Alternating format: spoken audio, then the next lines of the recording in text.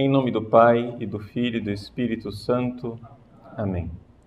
Inspirai, Senhor, as nossas ações e ajudai-nos a realizá-las, para que em vós comece e para vós termine tudo aquilo que fizermos por Cristo, Senhor nosso. Amém. Santa Maria, Mãe de Deus, rogai por nós. Em nome do Pai, do Filho e do Espírito Santo. Amém. Muito bem. Nós estamos na Semana Santa, hoje dia 2 de abril, segunda-feira santa. Queremos, em primeiro lugar, confiar essa nossa meditação, esse nosso momento de reflexão, à intercessão do bem-aventurado Papa João Paulo II. Hoje faz 7 anos que ele faleceu. Queremos realmente nos recordar desse grande Papa. Hoje, quando eu celebrei missa de manhã, eu disse aos fiéis, olha, todos os anos nós estávamos acostumados a rezar pela alma dele. Hoje ninguém vai rezar pela alma de João Paulo II. Não se reza pela alma de pessoas beatificadas. Nós já temos a certeza que está no céu, não é? Então, nós vamos contar com a intercessão dele. Porque ele celebrou a sua Páscoa, ele já passou, nós ainda não passamos. Ele já passou para a casa do Pai, nós ainda estamos no exílio. Ele já está na pátria, nós estamos ainda por aqui. Nessas breves reflexões que nós gostaríamos de fazer, eu gostaria de propor para vocês um pequeno itinerário baseado, assim, muito de longe, mas inspirado no livro Jesus de Nazaré, do Papa Bento XVI, da entrada em Jerusalém até a ressurreição. Na verdade, seria inadequado eu dizer que eu vou comentar o livro, não é isso. Eu vou tomar algumas reflexões do livro, mas mais como nota de rodapé. As reflexões que eu gostaria de fazer são mais uma aplicação a nós mesmos, às nossas necessidades espirituais, para a nossa vivência da Semana Santa. Em primeiro lugar, o que é que nós vivemos na Semana Santa? Vivemos esta última semana de Jesus aqui na Terra.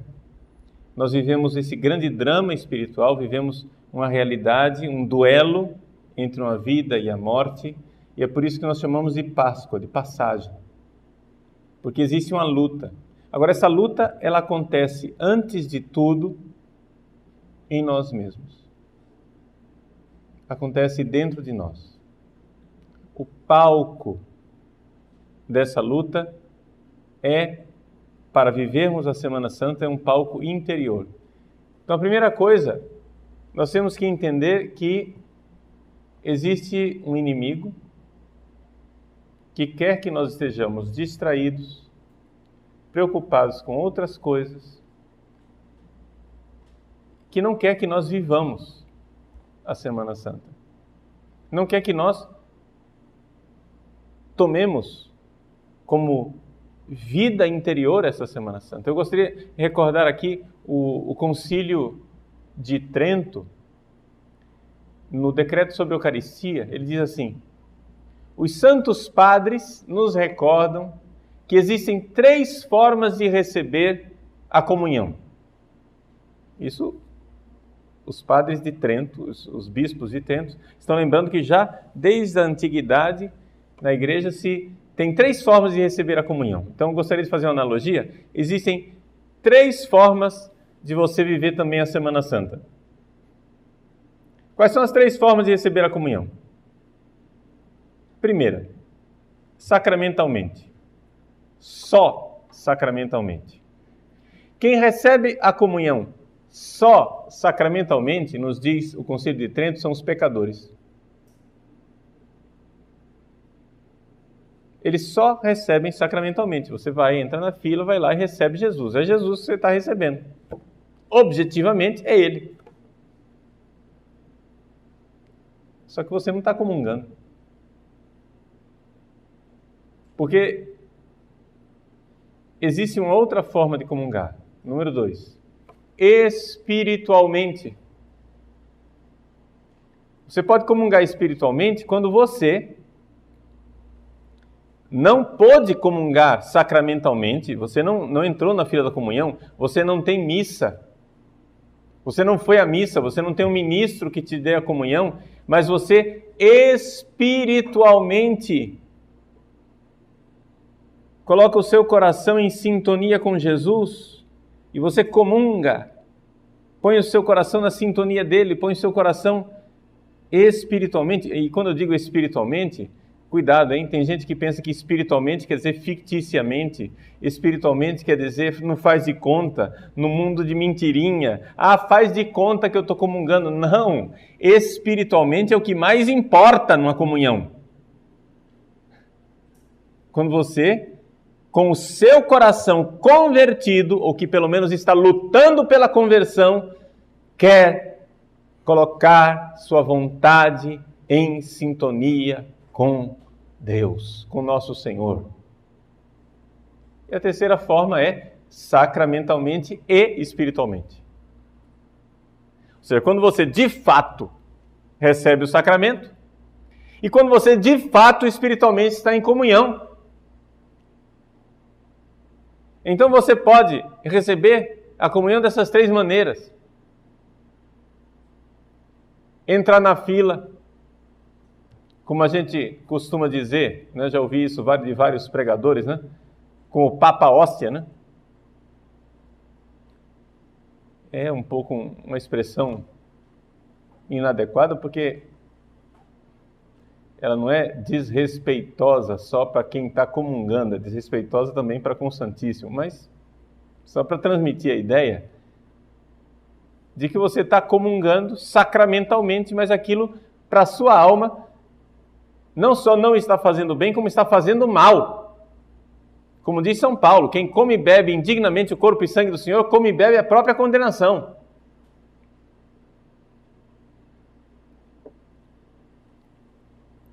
Então você pode se aproximar da Semana Santa e celebrar os santos mistérios da Semana Santa de corpo presente. Sacramentalmente nós vamos lá, né?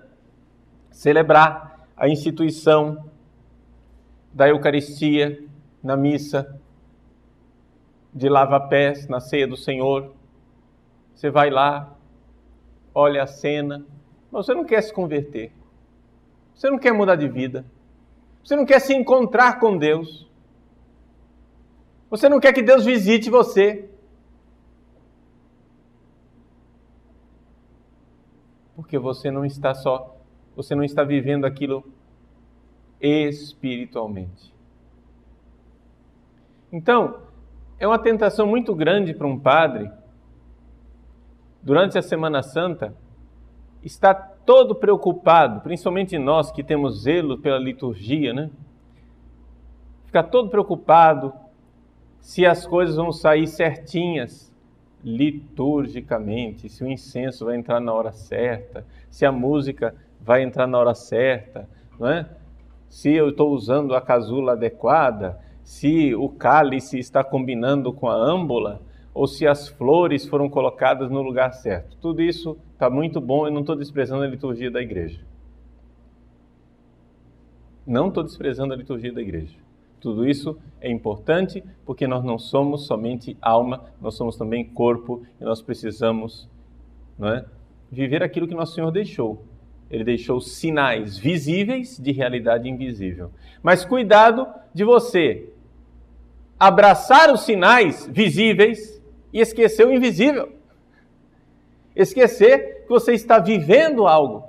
Agora, é necessário que você espiritualmente se disponha, se predisponha. Por quê? Porque na hora que você estiver celebrando, muitas vezes você vai ser atacado pelas distrações suas, mas também do demônio. É a distração atmosférica, porque está muito quente, é a distração do ambiente, sei lá o quê. Mas saibam, nós vamos celebrar é importante nos configurarmos aquilo que estamos celebrando, né? O bispo, quando na ordenação, ele coloca a patena com a hóstia e o cálice com o vinho nas mãos do neo-ordenado, do padre, né? Pede ao padre que ele então se configure, que ele entre em sintonia com aquilo que ele irá tocar com suas mãos. O texto em latim diz quod tractabis. Tractare em latim quer dizer tocar com as mãos, né? Viva o que você vai tratar, o que você vai tocar com suas mãos. Então, onde é que está essa mors et vita duellus? Esse duelo de vida e de morte, não é? Na sequência de Páscoa, aquele hino que se canta antes do Evangelho, sentados, né? Tem a segunda leitura. Entre a aclamação e a segunda leitura, a segunda leitura e a aclamação tem uma sequência. Victime Pascalis laude. O louvor, os louvores, laudes da vítima pascal. Imolem, ó cristãos, o louvor da vítima pascal. Então, mors et vita duello conflixerunt mirando. A morte e a vida travaram um duelo admirável. Um duelo formidável. Este duelo deve entrar na nossa Semana Santa. Você deve viver esse drama. Nós nos aproximamos, nós estamos nos abeirando de dias importantíssimos espiritualmente, porque são dias que nós devemos então viver um drama interior. Se você não vai viver o drama interior, a sua Semana Santa talvez seja muito superficial. Então você precisa viver essa passagem. Você precisa realmente passar. Páscoa. Como é que você vai cantar aleluia no domingo de manhã ou na vigília pascal, no sábado à noite, se você realmente não morreu para os seus pecados na Sexta-feira Santa? E que passagem é essa que nós precisamos viver? Em primeiro lugar, meus queridos, nós temos que nos dar conta de que nós somos chamados à santidade. Todo mundo fala do Concílio Vaticano II, etc. Nós somos a favor do Concílio Vaticano II. Né? Se espalhou pela internet aí uma fama de que o padre Paulo Ricardo ele é contra o Concílio Vaticano II. Né?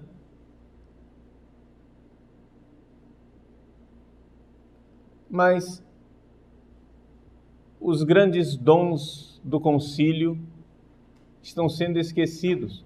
Eu até gostaria depois de fazer uma série de programas, talvez um curso, né, intitulado, no site, intitulado O Concílio Vaticano II Esquecido.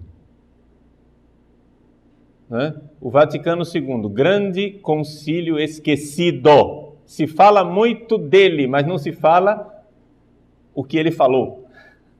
Entende?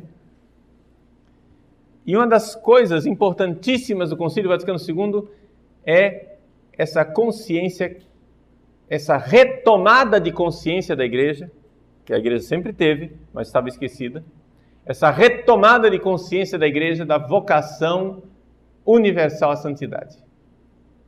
Nós somos chamados à santidade. Agora, o que é isso? O que quer dizer que nós somos chamados à santidade? Não quer dizer, atenção, não quer dizer simplesmente parar de pecar. Santidade é mais do que isso. Parar de pecar é o primeiro passo. Parar de pecar é condição sine qua non para você começar o seu caminho de santidade. Mas não é só isso. Porque, assim, por exemplo, a Canção Nova colocou no ar esse PHN, né? Por hoje eu não vou pecar, por hoje eu não vou pecar. Isso é coisa boa. O método é excelente. O método é excelente. Muito bom. Só que esse é o primeiro passo. Não pecar é o passo que se pressupõe antes de você começar o seu caminho de santidade. Nós somos chamados à santidade. E um padre é chamado mais ainda. O próprio Código de Direito Canônico diz que o sacerdote, por um título especial, ou seja, a ordenação sacerdotal, tem obrigação de buscar a santidade.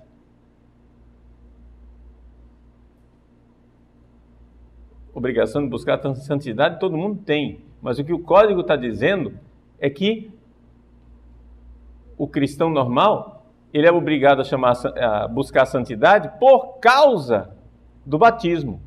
O que o Código diz é: você, porém, é chamado à santidade por causa da ordenação. Também é uma razão a mais para reforçar. E santidade quer dizer o quê? Se nós formos olhar os autores espirituais, desde o tempo dos padres do deserto, passando pelos autores medievais, passando pelos autores do tempo da Contra-Reforma, como Santa Teresa d'Ávila, São João da Cruz, os autores espirituais mais recentes, todos, quando falam da vida espiritual, falam de 3 andares que a gente tem que, pelos quais a gente tem que passar. Primeiro andar, eu chamo de via purgativa, né? É a fase da purificação. Segundo andar, via iluminativa, é a fase em que você desenvolve as virtudes.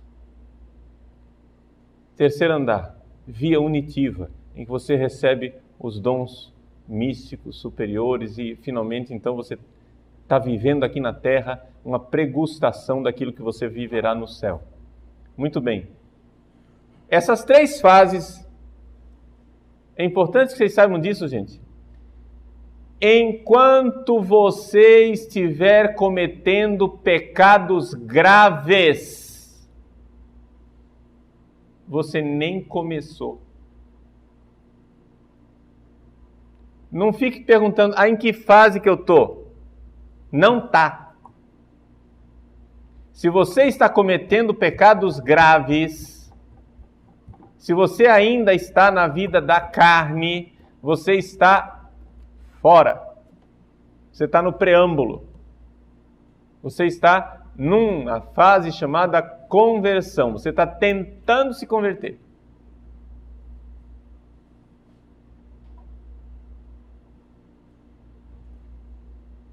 A boa notícia é que você não precisa fazer grande distinção para saber quando você está quando você está na conversão ou quando você está na fase purgativa, porque as coisas que se tem que fazer na fase purgativa e na fase da conversão é a mesma coisa. É penitência, mortificação, oração, mudança de mentalidade, entrega a Deus, desapego das paixões carnais e assim por diante. Então, como nós, aqui, a não ser que você seja alguém já progredido espiritualmente, coisa que eu não me considero, e me desculpem a minha baixa consideração que eu tenho de vocês, acho que também vocês não são, né? Pelo que conheço de vossas mercês. Então, entre nós temos 2 raças de gente, né?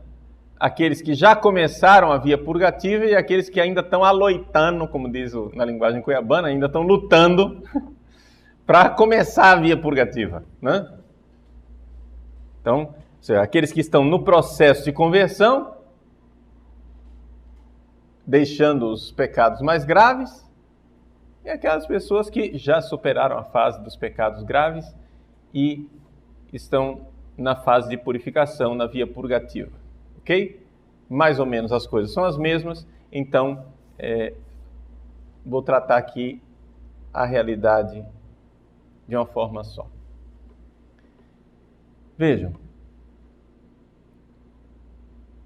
nós precisamos entender uma coisa. Não é possível entrar na vida verdadeira sem morrer.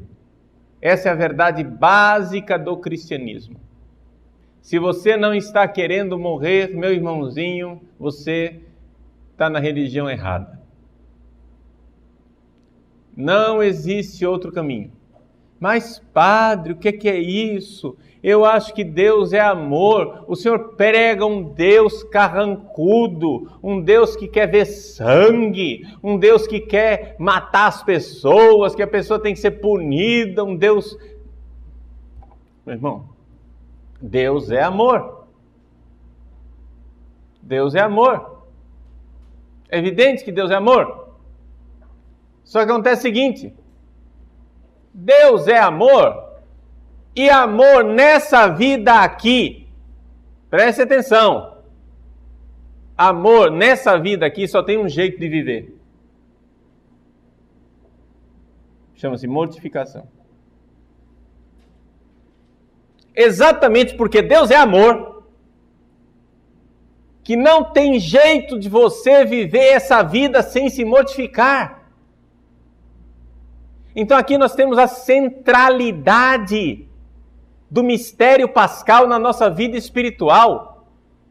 Vocês querem ser cristãos de verdade? Vocês precisam assumir a centralidade desse mistério pascal, o mistério da morte e da ressurreição. Repito, porque é importante. Tem que ficar no seu coração. Se você se distraiu, preste atenção agora. Mais uma vez, Deus é amor. Não tenho dúvida. Exatamente por isso, você tem que amar. Alguém duvida disso? Se Deus é amor, Ele quer que nós amemos. Amém? Tem outra alternativa aí? Alguém tem alguma alternativa? Deus é amor, por isso eu tenho todo o direito de ser sem vergonha, safado, egoísta, entendeu? Filha da mãe, mentiroso, aproveitador, passar a perna nos outros, porque Deus é amor, né? Deus é uma gracinha. Então, já que Deus é uma gracinha, eu posso ser um filho da mãe, entendeu? Eu posso aprontar todas. É isso? Tem cabimento isso? Não. Só tem cabimento se eu disser que Deus é amor e Ele quer me introduzir na vida de amor no céu. Confere? Outra alternativa não há. Ele quer que eu ame. Nesta vida, meus senhores, nesta vida, não há como amar sem mortificação. Nesta vida aqui, amar é necessariamente morrer. Dar a vida para o outro, não tem como. Me dê um exemplo de amor em que não há mortificação. Não tem. Ah, não, mas eu quando namorava, estava namorando a gatinha, eu amava, etc. Aquilo não tinha sacrifício nenhum. E você chama isso de amor? Eu chamo isso de falta de poxa vida. Falta de vergonha na cara. Nessa vida aqui, você começa a amar quando a pessoa se torna pesada.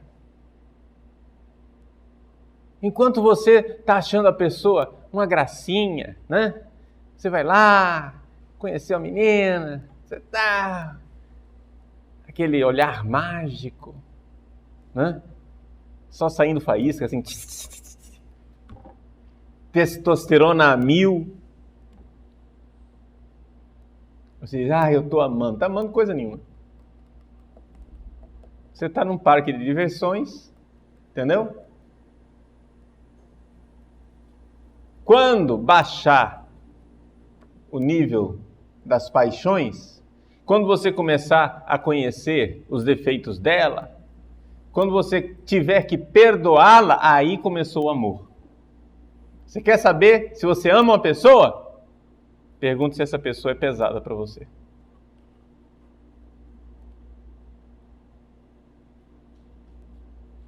Se a pessoa começou a ser um peso e você mesmo assim está suportando aquele peso, o amor começou. É assim com os nossos pais? É ou não é? Meus pais vão completar 50 anos de casado. Né? Estão caminhando para os 50 anos. Nessa história de 50 anos de casado, gente, quantas vezes não tiveram que se perdoar, que se suportar mutuamente, etc e tal. Hoje, depois de 50 anos, já se acostumaram um com o outro, etc e tal. Né? A gente vê claramente que eles estão numa fase lúdica da vida, entendeu? É só brincadeira, um com o outro, etc e tal. Um pega no pé do outro, isso e aquilo, mas logo tem aquela tranquilidade, intimidade. Mas quanto peso tiveram que suportar. E eu olho hoje isso dentro de mim.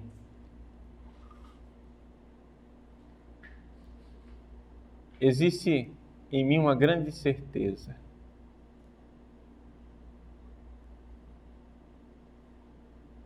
Eu tive, assim, só para entenderem, né? O amor da mãe pelo pai não é competição do amor da mãe pelo filho. Porque é o mesmo coração que ama, mas é um amor que é cultivado em terrenos diferentes. Mas que beleza quando eu descobri na minha vida, que grande conversão que foi para mim, quando eu descobri que se minha mãe tivesse que escolher entre ficar com meu pai e fazer de mim um projeto de vida, ela preferiria meu pai. Ou seja, não sei se está dando para entender, ou seja, eu sempre serei o filho amado dela, mas eu tenho a minha vida. A vida dela é com meu pai. Está entendendo? O projeto de vida dela é com meu pai.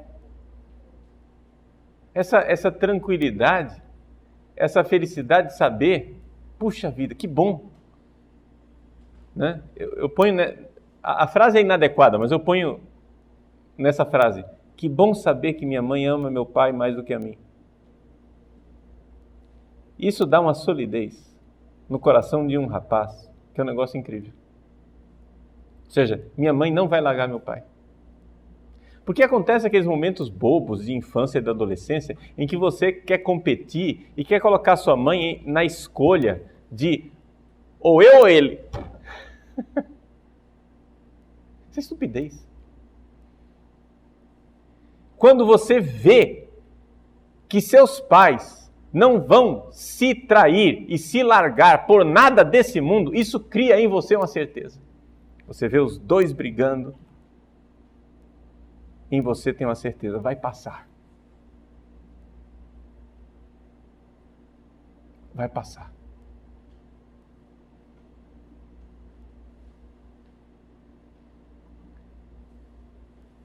O amor que é pesado. O amor que passa pelas crises. Meus queridos, nós precisamos entender isso, que se eu quero realmente seguir o Deus de amor, eu preciso amar. Mas amar significa que aos poucos, os interesses vão desaparecer e você vai ter que segurar firme e amar por pura opinião. A gente fala no popular opinião para dizer pura força de vontade. Gostaria de ilustrar isso com um livro do Antigo Testamento, o livro de Jó. O livro de Jó nos fala como é difícil essa luta do amor, que se torna pesado, o amor que precisa aprender a ser desinteressado. Qual é a temática do livro de Jó? A temática do livro de Jó é o seguinte: Satanás chega para Deus e diz: olha aqui, ninguém ama você, todo mundo é interesseiro. A temática do livro de Jó, é interessante isso, não é se Deus me ama, mas é se o ser humano é capaz de amar Deus. Porque a gente pensa assim, não, Jó foi tentado, né? Então, ali a tentação para Jó era o quê? É dizer, Deus não me ama, Deus me castigou, Deus é cruel, etc. Essa é a tentação. Mas não é esse o tema do livro. O tema do livro é colocado quando Satanás vai lá na presença de Deus e Deus chega e diz assim, ó, você que andou passeando aí pela terra, você viu? Viu Jó? Meu servo é um justo, é um homem bom. Satanás diz, imagina, bom, ele ama você? Ama nada. Mas também, queria ver não amar, né? Também do jeito que você abençoou ele. O cara é rico. Tem uma família que é uma bênção. Tá cheio de saúde, não quer que ame você? Tira essas bênçãos dele, para você ver se ele não vai blasfemar. Aí Deus permitiu a aprovação. Primeiro, Jó, que era rico, ficou pobre.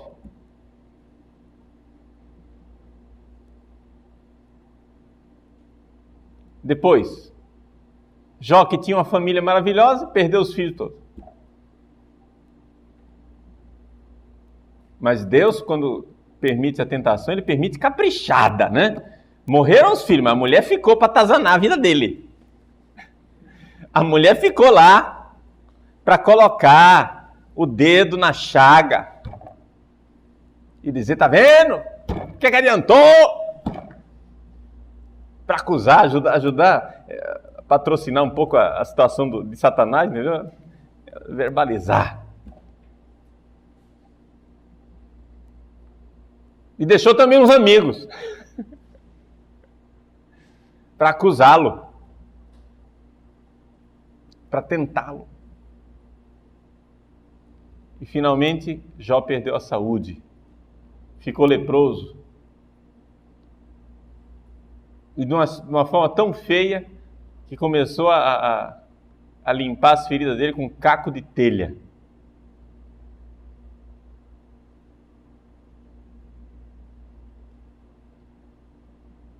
Só uma nota de rodapé para uma meditação espiritual posterior. Vejam aqui os 3 votos de pobreza, obediência e castidade. Pobreza, Jó perdeu tudo. Castidade, perdeu a família, as pessoas que ele amava. Obediência, o próprio eu dele foi atingido na doença, onde ele teve que aceitar o que ele não queria aceitar. Na história de Jó, se nós formos ver o livro de Jó, o bem-aventurado Jó, o santo Jó, São Gregório Magno, quando ele escreve o seu grande comentário moral sobre o livro de Jó. Ele não cansa de elogiar esse bem-aventurado. No entanto, nós temos que dar o braço a torcer. Jó não foi imaculado não, hein? Jó, chegou uma hora lá que ele vacilou. Começou a xingar Deus, começou a se revoltar. Então, Jó é ao mesmo tempo um bem-aventurado, paciente, né? A paciência de Jó é proverbial, mas ao mesmo tempo é também um homem questionador de Deus. Precisaria passar o tempo para que viesse o Jó verdadeiro. E o Jó verdadeiro é Jesus. Jesus, na cruz, realiza a profecia de Jó. Jesus na cruz é aquele que foi tocado por Deus no seu amor. Mais do que Jó, Jesus foi abençoado por Deus. Eis meu filho muito amado, no qual eu coloquei toda a minha complacência, meu amor, minha misericórdia, minha bondade, minhas graças, minhas bênçãos. Eis aí meu filho muito amado, no qual repousa o meu espírito de amor. Filho muito amado. Mas exatamente porque o Pai declarou todo o seu amor por Jesus, é que vem a hora de Satanás. A hora em que Jesus foi ferido. Ele perdeu tudo. E perdeu mais do que Jó. Perdeu a propriedade. Jesus morre pobre na cruz. Nu. Sem nada. Sem um trapo que o cobrisse. Jesus perdeu todos os apegos que ele poderia ter, familiares. A última entrega foi Maria. Eis aí tua mãe. Mas antes disso, foram caindo os amigos um por um. Pedro, Judas. Jesus foi traído pelos sumos sacerdotes, Herodes, Pilatos, a multidão, os discípulos foram sucumbindo um por um.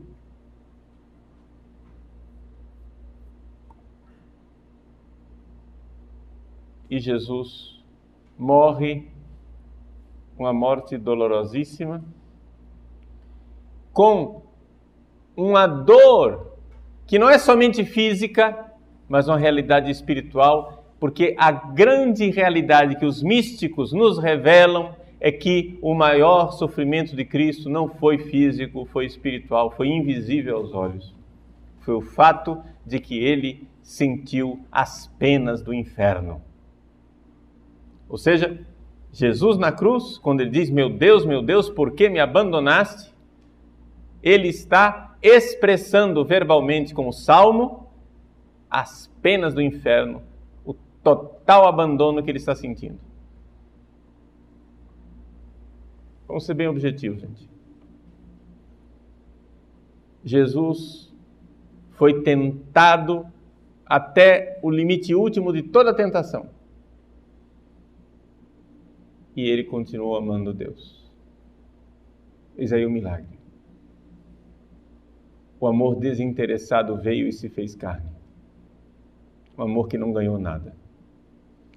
Jesus é, na sua divina pessoa, a união do amor infinito de Deus pelo homem e do amor perfeito do homem por Deus.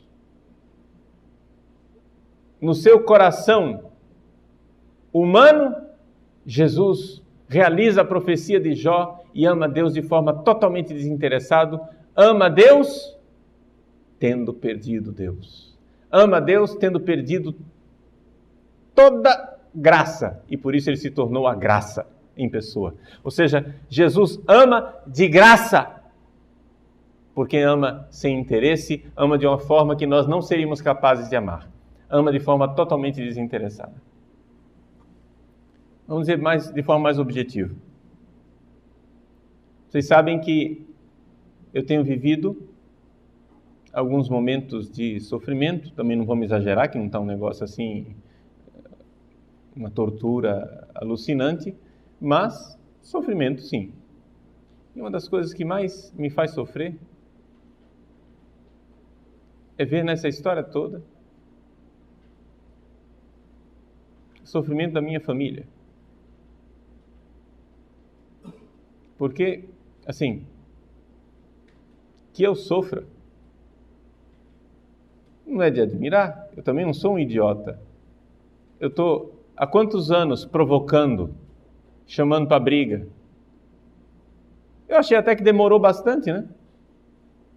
Demorou bastante para reagirem. Finalmente estão acontecendo reações. Já era previsto. Já era pensado. Está pouco ainda. E estou me preparando para mais. Mas nós temos nossos apegos. Mas deixa eu dizer uma das coisas para mim que são mais evidentes do quanto eu não amo a Deus de forma desinteressada.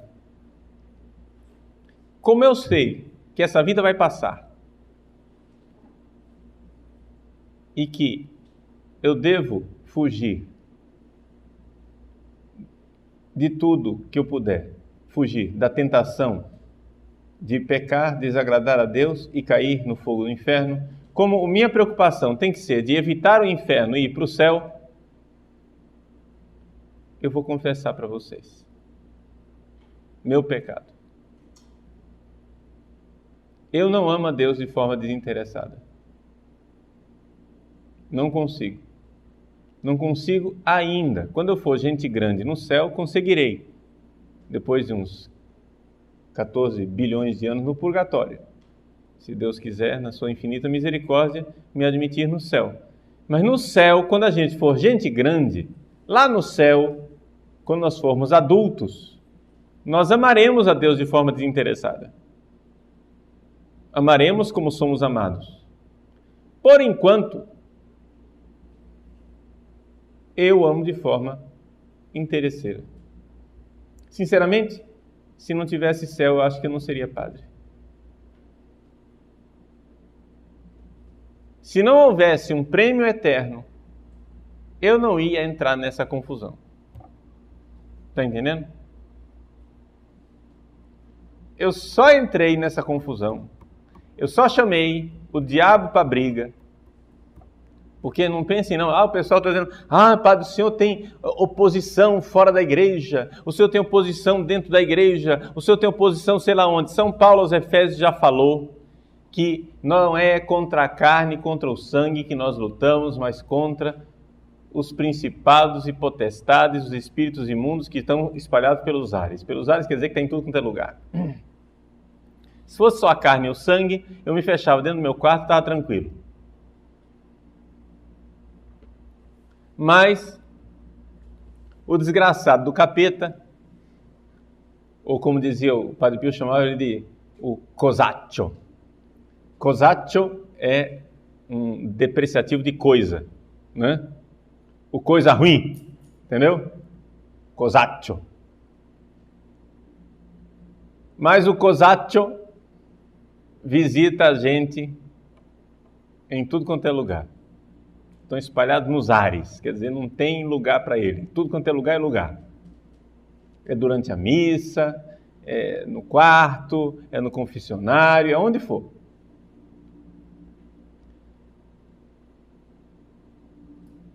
Não me admira que o demônio queira acabar comigo. Quando um sujeito resolve ser padre, quando um sujeito quer ser padre, o que ele está fazendo é desafiar o demônio, né? Um cara, para ser padre, precisa ser homem, no sentido de coragem. O cara, para ser padre, ele está pegando a peixeira, riscando no chão assim e dizendo: pisa aqui, desgraçado. Está chamando para briga. Está chamando para briga.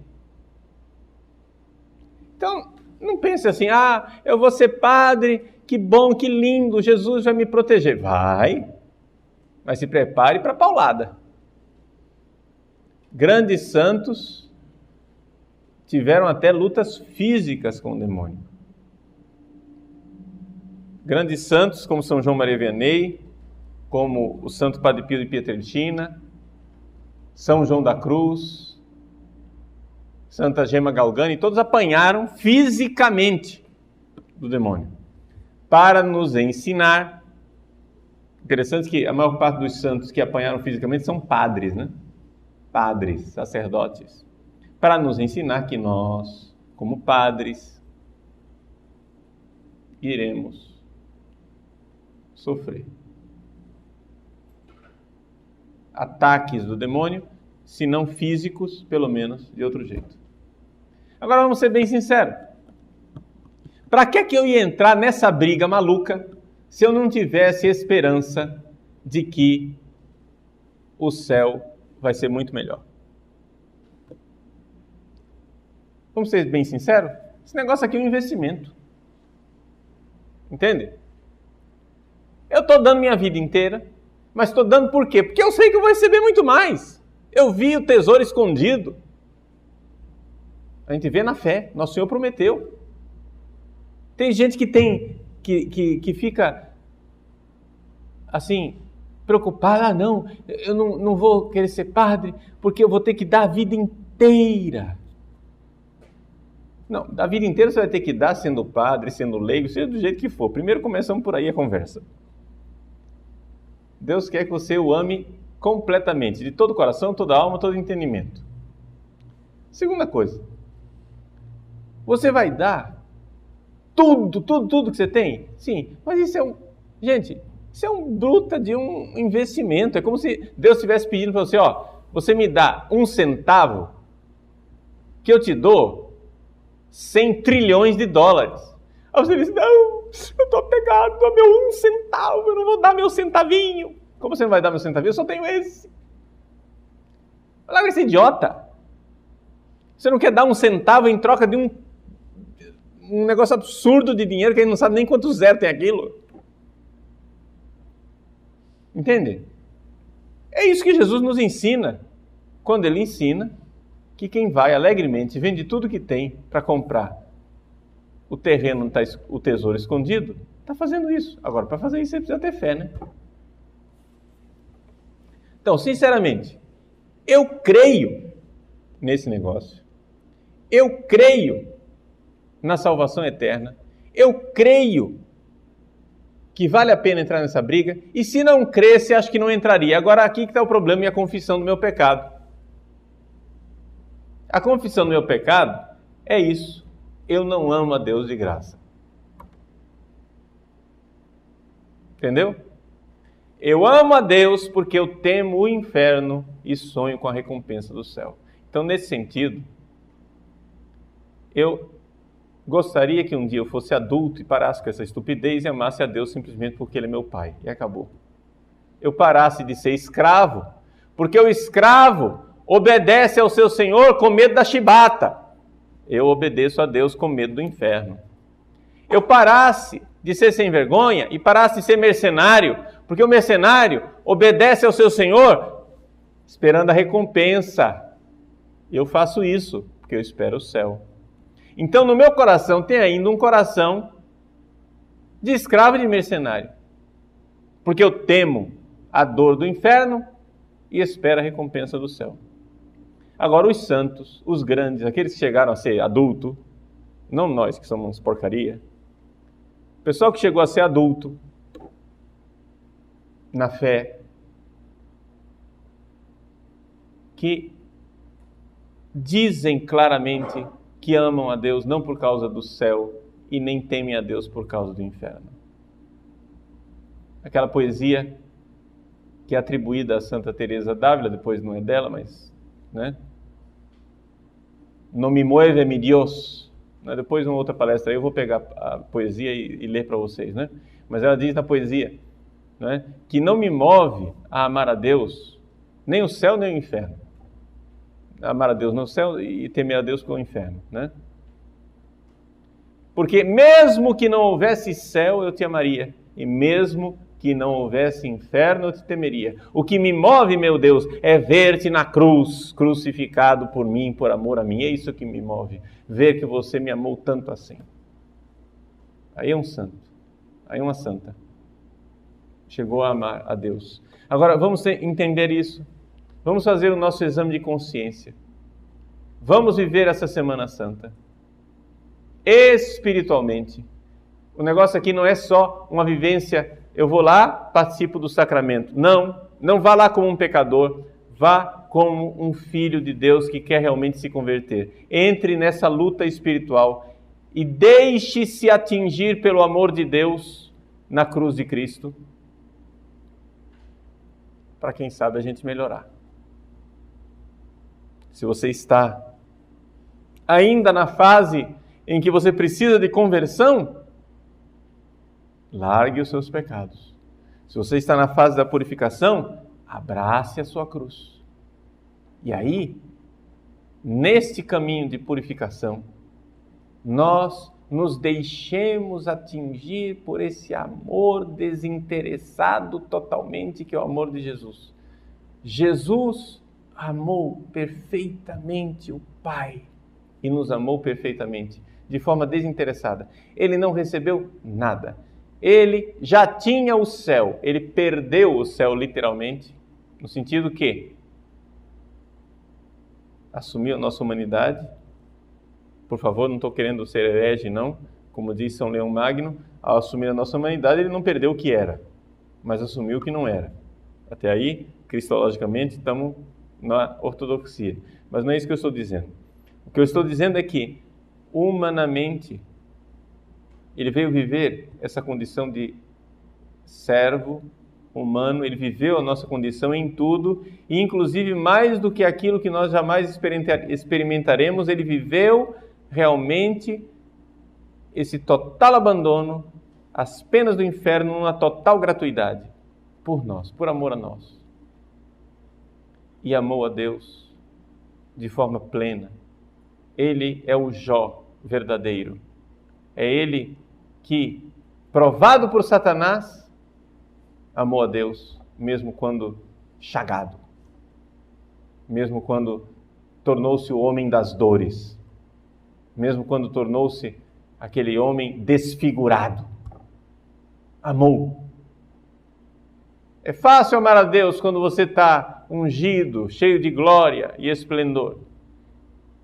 Não é? Eis aí meu filho, no qual coloquei toda a minha benemerência. Mas quando